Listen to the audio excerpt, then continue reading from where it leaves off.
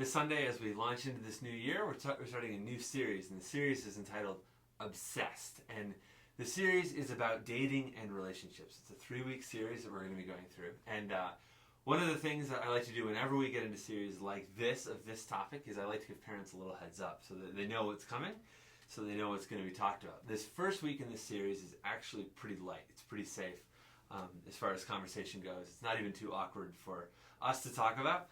It talks a little bit about dating and the purpose of dating. And to do so, we look at the story of Samson from the Old Testament.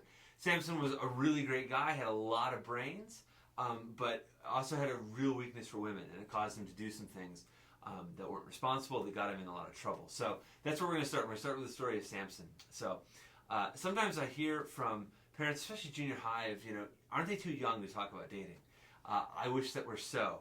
Even if your kid is in 6th grade, they're not far away from the years in which kids start going out, or they're together, or they're with someone, or they're dating, or whatever various vocabulary word they choose to use. And if you have high schoolers, you know all too well that relationships are a huge deal in high school. Who's dating who has a crush on who's interested in who's dated who, and is now dating so-and-so's friend.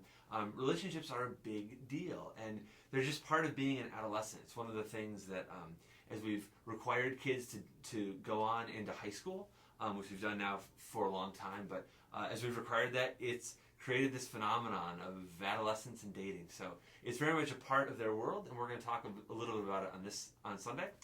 This first week, as I said, it's pretty safe. It's pretty easy. Even as I was writing the lesson today, nothing too awkward, nothing too difficult to talk about.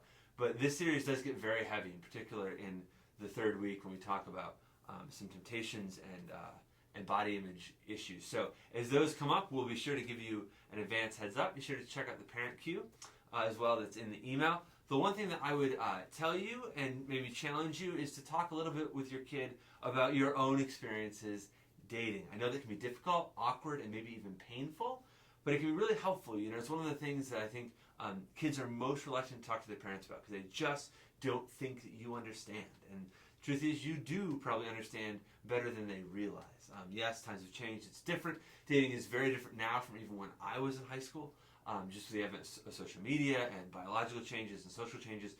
But a lot of it is still the same.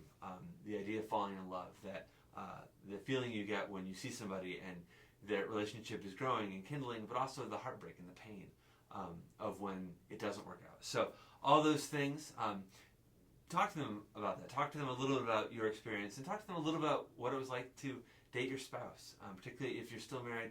Talk to them, talk to them about how you got to know them, what it was in them that stood out to you that said, this is a good person for me to date, and eventually for this person to marry. If you're divorced, that can be a little bit more difficult to talk about, but there's still opportunities there to talk about things that you've learned, things that going through that relationship, even going through that divorce, has taught you. So we start Obsessed on Sunday night. Hope to see all your kids there.